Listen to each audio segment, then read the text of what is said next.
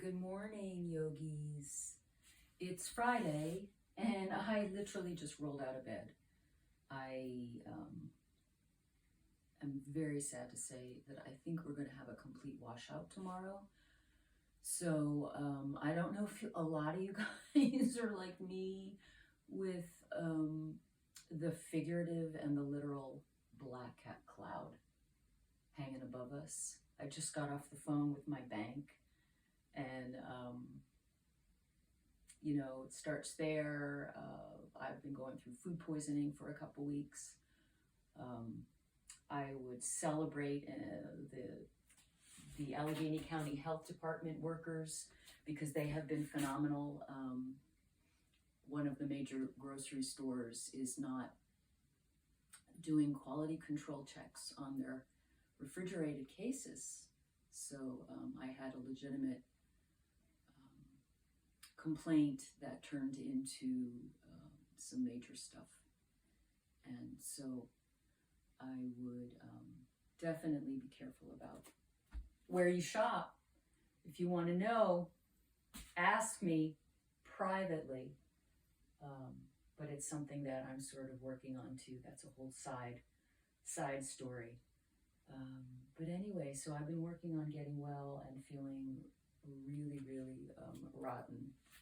But other than my bones today, which is the arthritis and some other things, which you guys can probably identify with, I just thought, you know what, I really need some yoga, and I'm going to share it and maybe post it so that you guys can do a little bit. So this is kind of what I was doing while I was on the phone with the bank and on hold 10,000 times. Was just some little side body opening, and I'm just going to put my remote over here. And I was looking out the window.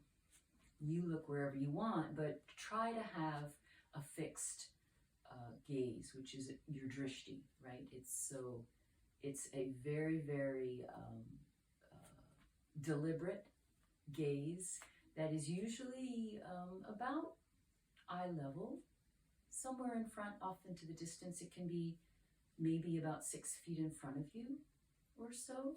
Just see where you're comfortable at. So just the idea as you're standing, even just moving your eyeballs, what's comfortable.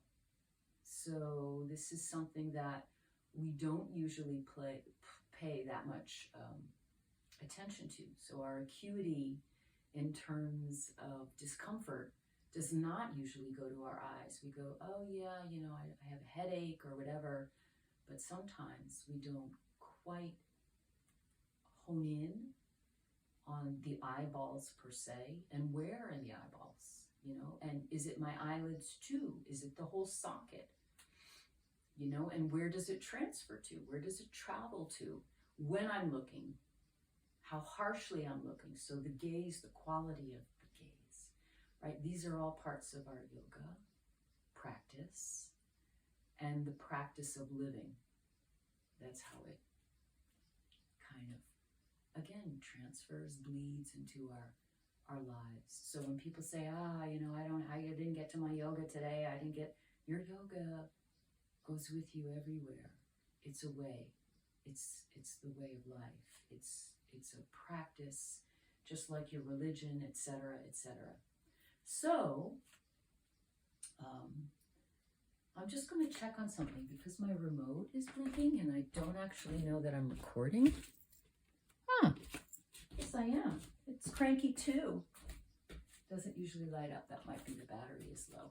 All right. So I'm going to fix my gaze after all that long talk, but it's something that we also, many of you may not be aware of or not have a practice of. Like, it's just not a part of your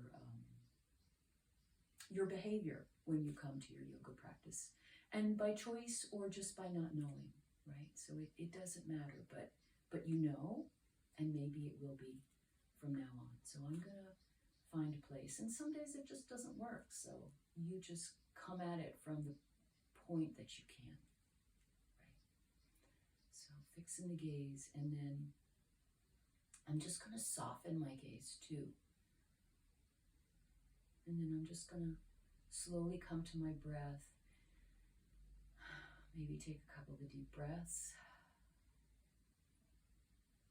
And I'm going to go from the top of self to the bottom of self. So just a little more focus on the surface of the feet. So how am I connecting to the earth? Just noticing at first how things are maybe dysregulated. And then just making some adjustments, maybe wiggling our toes. And then just some nice in and out of the breath. Some finding the wave, finding the current. And then maybe there's something about temperature for you. Just noting the changes from areas of the body, internal, external, side to side, top to bottom, front to back. Patches of temperature anomalies, of pain, of ease, energy, right? What feels like it's ready to go. And then just some forward and back, forward and back. And then come back to center quietly. And then side to side. And you can just sort of drift off of the foot side that you're leaning to, maybe go up a little bit.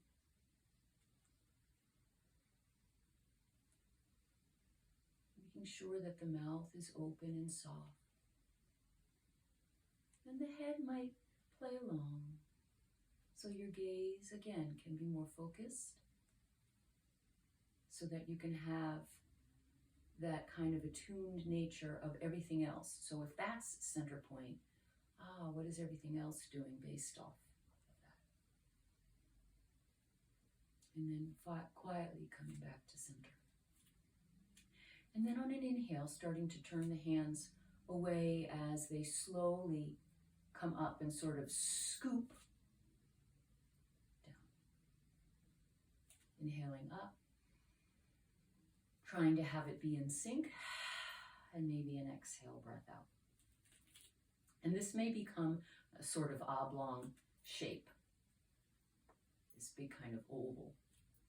Inhaling up, you might get a little wider. And then again, just noticing now too, we always are noticing. So we hear that word all the time. We're in a state of observation, and that is in place so that we can see the state of flux. And then slowly let that stop, build away. I need to rock a lot this morning. So rocking and these kinds of movements, they're a form of regulation, of self-regulation.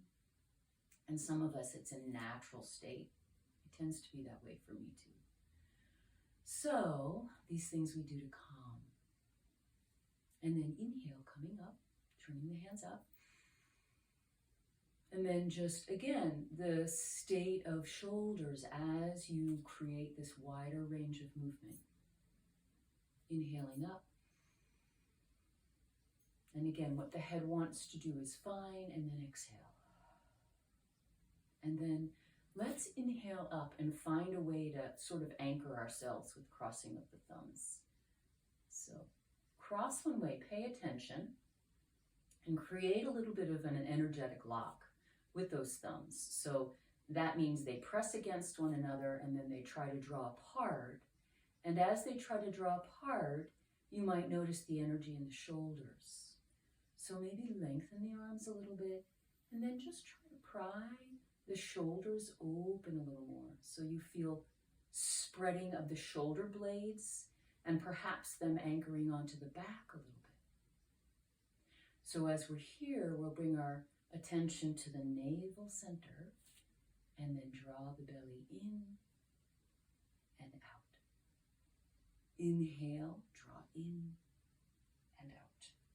And I'm going to add a little bit of that swaying and movement, rocking back and forth on my feet and forward And you're going to feel your pelvis changing, moving front to back.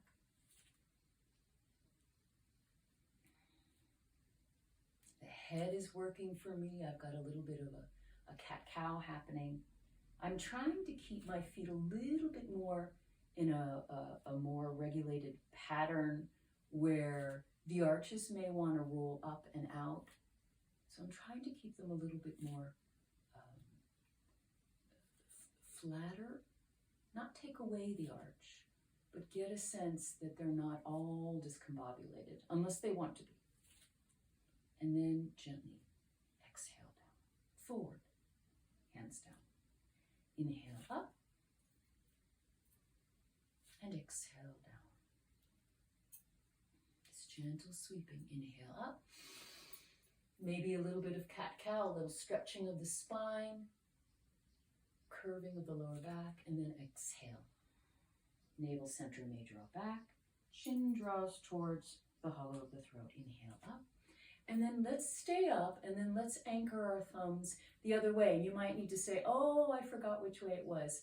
Ah, this feels different. You probably went with the preferred way, which is what we always do when it's not dictated to you. So try the other way, and then again, create that little bit of drawing apart, right, that energetic lock, and then draw the arms long, and then anchor the shoulders a bit down and out. Scapula, your shoulder blades onto the back a little bit, and then again, find a pattern, and you could create a little bit of difference in this one. You might spread the toes a little bit. And then as you do that, as you change it in your way, it might not feel as comfortable. So again, just sort of noticing, yes, this is much more difficult. Maybe some spasms somewhere. So again, just observation, quiet observation. Bring the breath in, inhaling and exhaling. And we have our neighbor out drilling. Inhale, release. Let's bring the arms out to the side versus forward. And then let's create these inhale forward and exhale out to the side. Maybe crossing over, inhale and exhale. Crossing the other way. So just tracking your breath, the overlapping of the arms, so some neuroplasticity as we coordinate. Maybe turning the head from one side to the other, that creates another level of difficulty in monitoring. So maybe the head creates a circle, lifting of the chin, reaching up of the crown of the head, and then it just becomes this really sort of dysregulated thing, you know? Maybe a little bit of stretching in the side body as we become more somatic and expressive, right? Trying to open the armpits. And then let's come to a lock again at the top with our thumbs. And again, if you can remember, the opposite of the one you did last. Take a breath in, reach up, root down, flat, quiet feet, little bit of lift in the arches, so you want to spread the toes, lay them down, anchor under the big toe mound, pinky toe mound, and then the back of the heel, right? And sort of soften the toes. Take a breath in. On the exhale, draw the navel gently back. Get a sense of the lower back curve. So if you could, take a breath in. Just level the chin. Take a breath in. And then exhale, think about the sacrum and just draw that breath to the sacrum and gently draw back. So inhale, drawing the navel center back, and exhale, gently sort of ushering that sacrum back. Inhale, the navel goes forward and back, And exhale, it leads right into that, pressing the lower back. So it's almost as if you're drawing a circle with your navel. And again, it becomes that sort of oblong circle.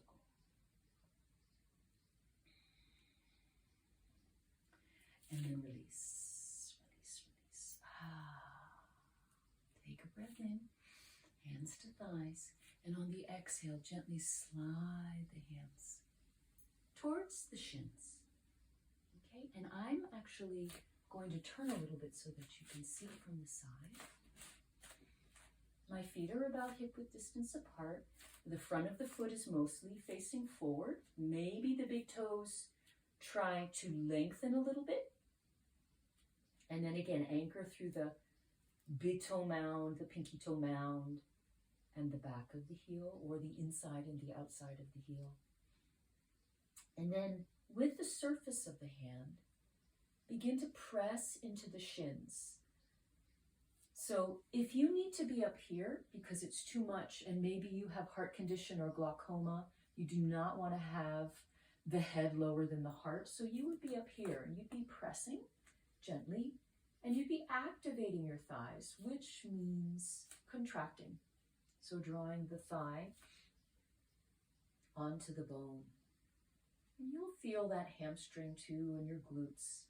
I'm going to go back down again to the shins, and I'm going to imagine a tabletop back. So nice long. Feel the length in the back of the neck, really from that C7, that bone that sticks out in your cervical spine. And it's just the idea that you're sort of lengthening as you go up, lengthening to the top of the head, kind of where my bun is. And then if you go back down to C7, go from C7 to mid-back, lengthen, widen. You're pressing your hands into your shins using that energy, and then trace from that middle back to, I would say, that sort of part of your lower back where the natural curve starts, the natural indentation. And then from there, start to trace along your sacrum to the very tip. If you could straighten out that little baby tip. And for many, I've broken my tailbone many times. And so I have a lot of illness, and I have some pretty severe degeneration in my L5 and beginning sacral vertebra. So they're fused. So there's a lot of pain for me and mobility issues. But movement is the key. There's always pain in life. So the sooner we learn that, right, the easier everything else is. So bringing your arms to your side now. And again, if you have the modification, you're this way. So our palms are turned down. And if we can get our arms closer to our side, so there's actually a connection, a joining, right? A union, which is what yoga means. Union. And then start to draw the heels back. And again, the idea that the feet are sort of even in posture and effort. And then start to really firm your biceps. Really breathe, breathe, breathe, breathe. Again now, we want to activate the thighs, and then we're going to add to that by drawing up our kneecaps. We're going to soften the face, and again, lengthen through the spine, and then open through the shoulders. Really draw the belly in. So to do all of these things, our background music. And then inhale, like we were holding a block or a box. Maybe press some isometric energy up. So this is the inhale. And on the exhale, like robots, use your core. So we're shifting. We're actually trying to keep the hips over the ankles, and then the arms go back. Palms facing down, a little bit of a squeeze. So in your own time, the inhale, extending the inhale, drawing the heels back. And you might feel some herky, lurky kind of stuff jerking around. and then exhale. So how can you do this? Right, with this really modulated kind of effort.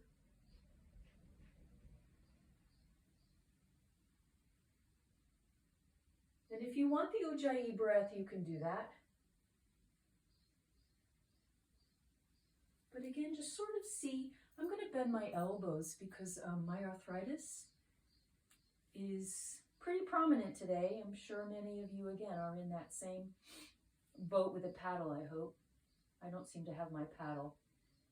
I'm kind of lost at sea lately.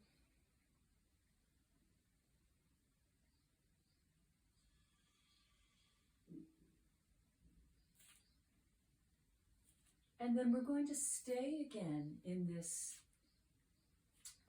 folded, and some of you are in the more direct 90 degrees, or some of you are a little bit less than an angle.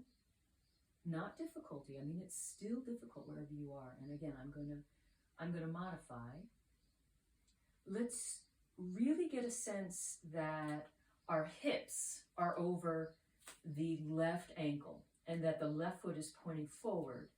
And then we're going to solidify, right? Really engage that left leg. And then gently start to lift ever so gently the right foot. And let it just sort of scroll back. And then let the right foot begin to flex. Okay, and then you're really activating that standing leg, bringing the knee up, trying to soften in the toes. Really use the main part of the left foot. And then come on down. And then relax and grab both elbows. Take a breath in. Exhale, fold. And again, any issues with pressure in the heart or the eyes, you just keep a reduced angle.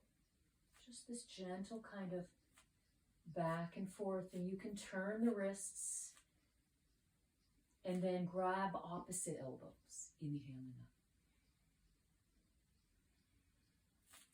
up. Okay, and then again, hands to your sides.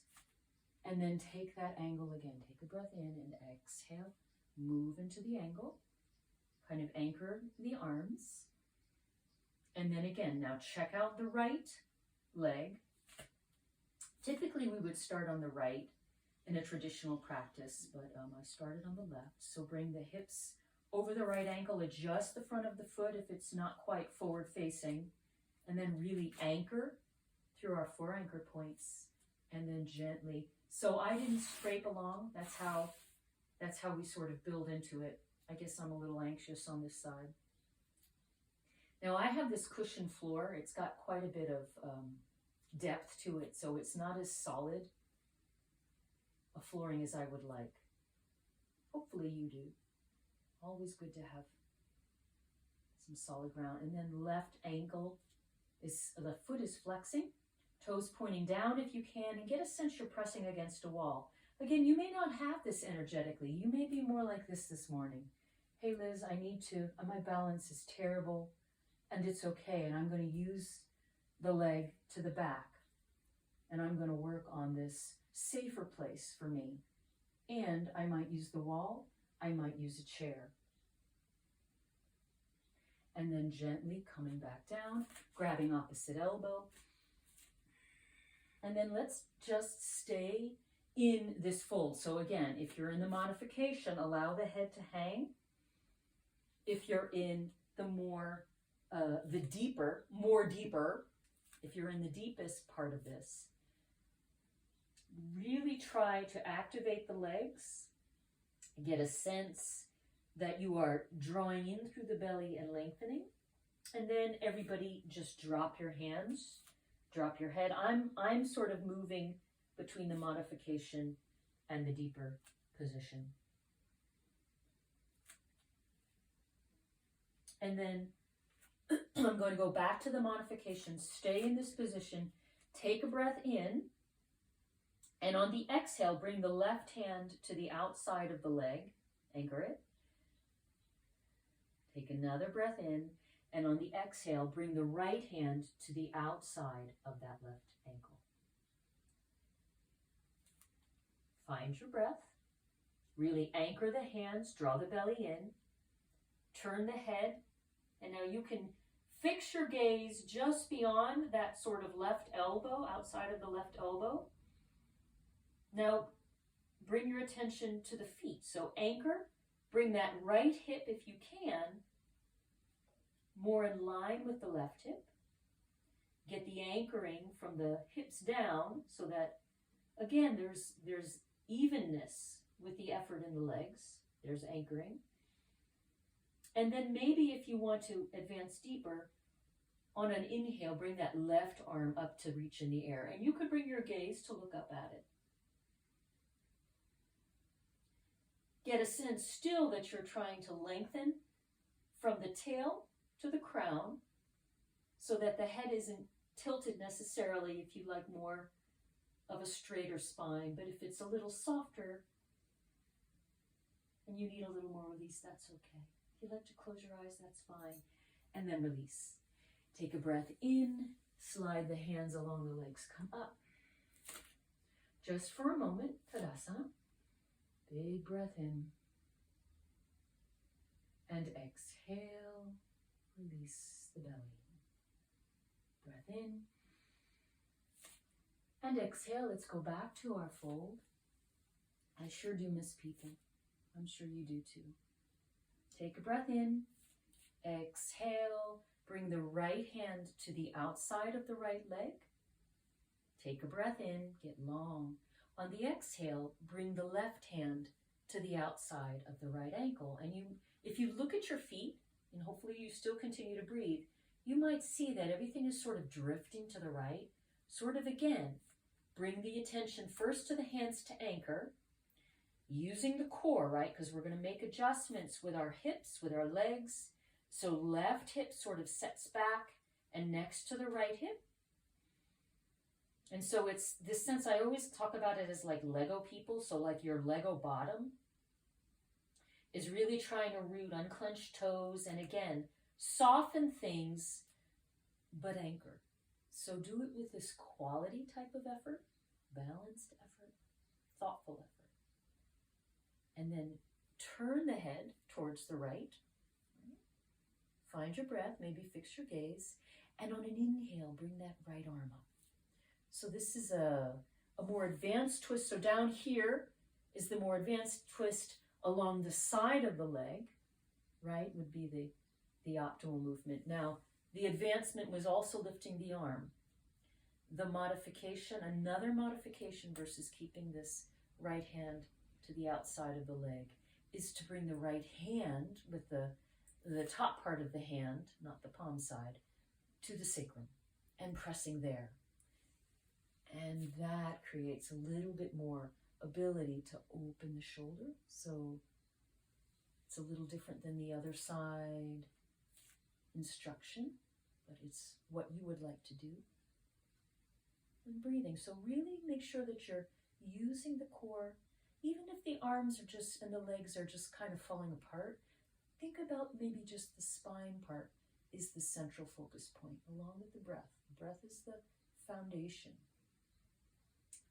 And then exhale, release. Allow the knees to bend and reach forward. And see if you can drop your hips.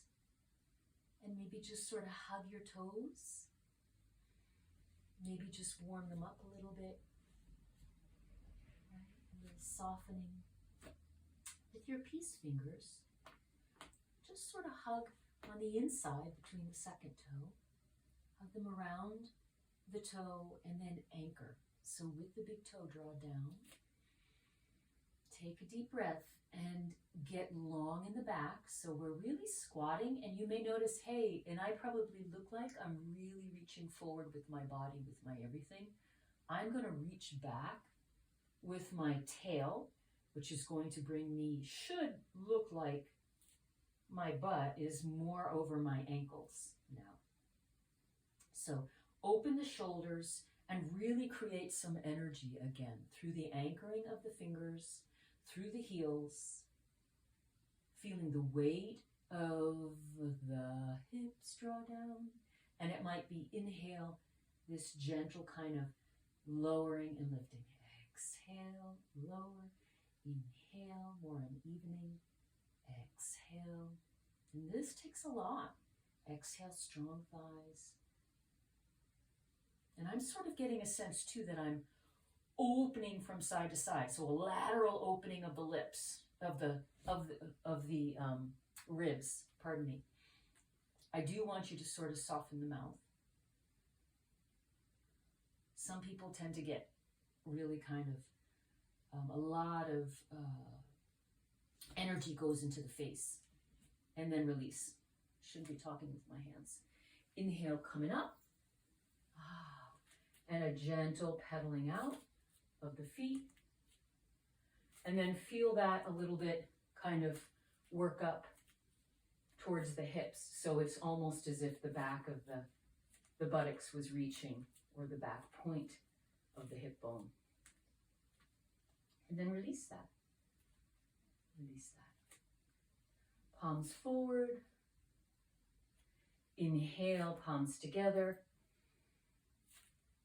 Exhale, interlock fingers. Let them come, let the pinkies come to the ridge, the occipital bone of the skull, and just sort of press into there. Hug the neck, the back of the neck with the hands. And we're going to adjust a little bit for ourselves. Draw your navel center in, solidify the legs. And on an inhale, just sort of gently lift up and reach up and back with the head. And then sort of let the shoulders draw down. And so you're supporting with that ridge of the pinky side of the hands. There's a little bit of pressure you'll feel in the heel of the hand against the skull. So you're supporting the head. It's a little bit of traction. And then release. The arms gently unfold. Inhale, cross in front. Press into shoulders. Exhale down. Inhale, cross other way. And down. And again, cross over. Press. And down. Inhale, cross over. And down. Hands to heart center, thumb tips to heart. And then again, truly connecting to the breath and the rhythm now. So eyes closed, if it feels right. No need to look at me. And again, just tap in. Tap in, riding the wave, right? The wave of what is now.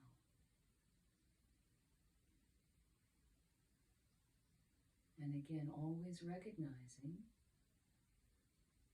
that our power to change things rests only with us.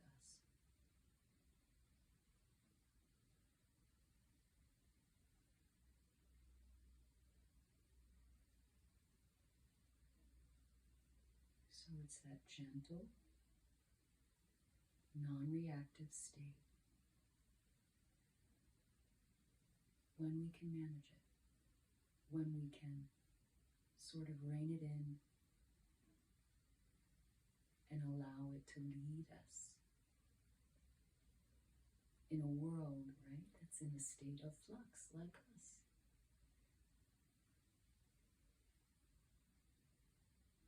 So one breath in and exhale out, arms at your sides. And I hope that you have a better day. I know I am already. And tune in to the website. So I'm pretty sure it's a flat out cancel. But who knows? It looks like the sun is maybe trying to peek out. But in any case, I hope it's a good weekend for you and for everyone. I know it's Mother's Day weekend. For everyone is a mother, men, women.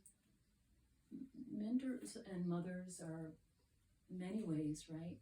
They're the same things. It's this quality of loving and caring and nurturing. It's a mother instinct. Well, for some it's a mother instinct. Anyway, take care of yourselves. Stay dry.